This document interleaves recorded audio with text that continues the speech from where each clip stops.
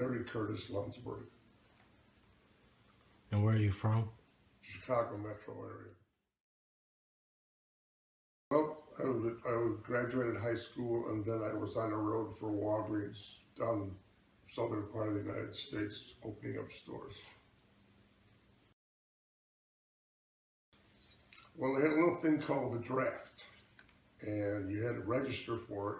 I don't think you have to do it anymore. You had to register for it by at least 18 years old. And a good guess that by the time you were 22 years old, you would get a draft notice that says, "We want you," and you go right into the United States Army. I had a choice of, my life was in a flux at the time, and I had a choice of waiting for the draft. I was 20 years old, waiting for the draft, or having a choice of something else. And I decided to join the Air Force rather than get drafted into the Army. My grandfathers were in the military. My father's father was a King's Guard, a captain in the King's Guard in Denmark. My mother's father was in World War I. My dad and all of his brothers were sailors during World War II. And my brother was a sailor, and I'm an airman.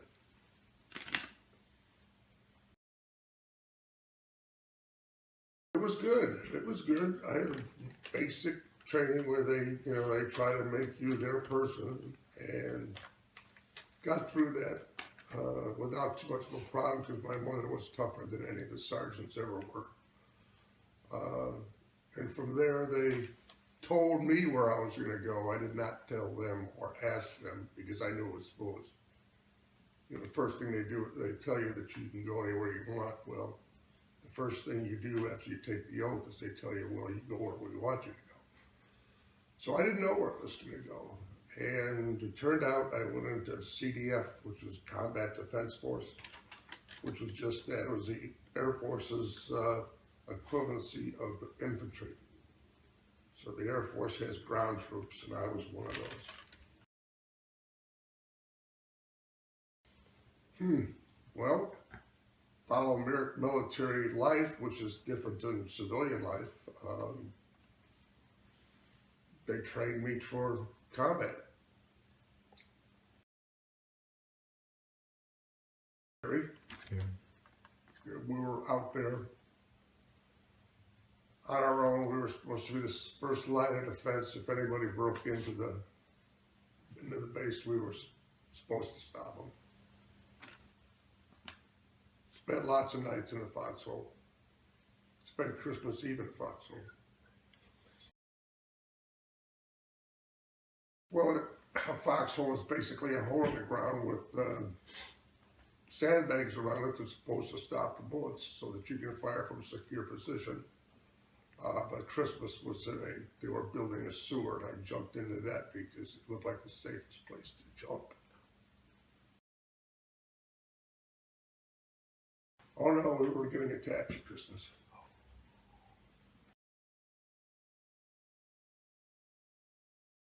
$11 months. Yeah, I would have tried to learn more of the language. I probably would have stayed another year.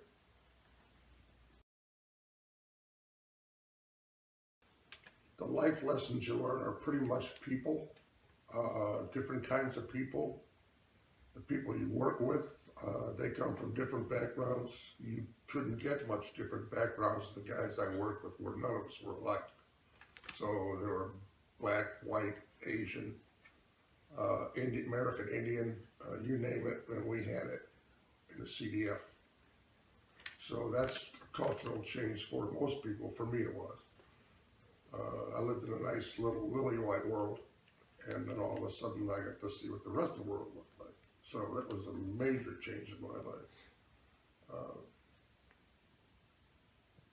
That was a good change because I had a lot of more understanding for people's cultures when I was done. I had good experiences with people, and I had very bad experiences with people. But the good experiences far outweighed the bad.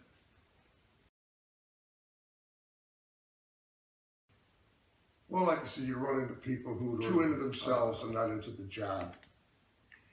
And those people weren't for me. Then there were people who were into the job in the long haul.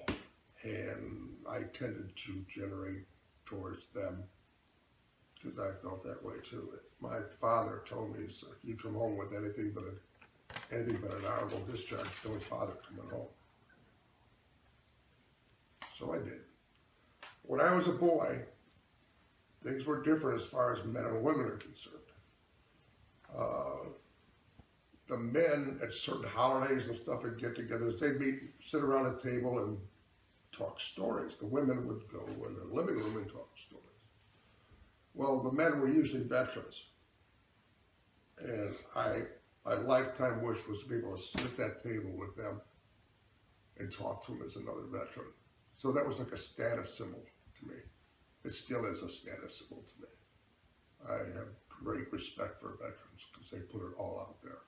What everybody else pretty much does. Everybody else pretty much expects everything from the government, and the truth be known that none of us should expect anything. It's up to us, not up to them. So these are the kind of people I sat with. I wasn't interested in the people who wanted something or just thought they deserved something. You don't deserve anything. You live in a land where you can pretty much do what you want now more than ever before.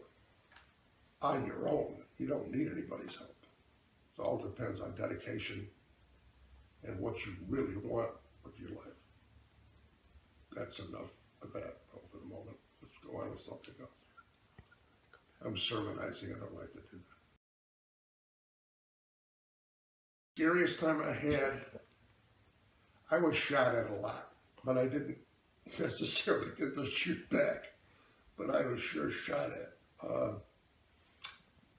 I was glad to get home, and as we're flying, I flew from Tansanut in Saigon to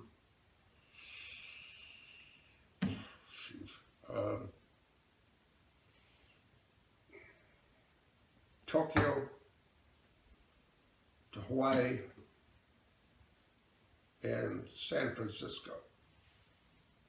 All people involved with the war left from San Francisco. So the plane's coming in, and I'm looking down to good old USA, and if somebody would have walked up to me and said, "You want to re-enlist right now?" I would have said yes, because I didn't think I belonged here. I belong there. I don't know if you can understand that or not. It's kind of hard to turn it off. So that was the scariest moment because I almost said, just let me go back. I want to go back. And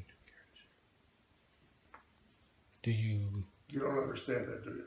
Not too much because I can't come from your perspective on it, but... I'm trying to think of it involved in football.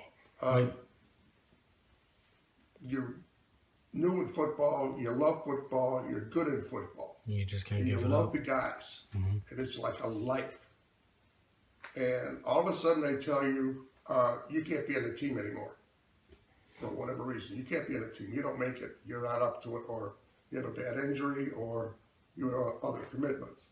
And you're like, what do I do now? What do I do now? Well, it's pretty much the same thing. How's that? Well, thank you for your time. We really appreciate it. Well, I hope this works out for you guys. Thank you. Thank you, Grandpa.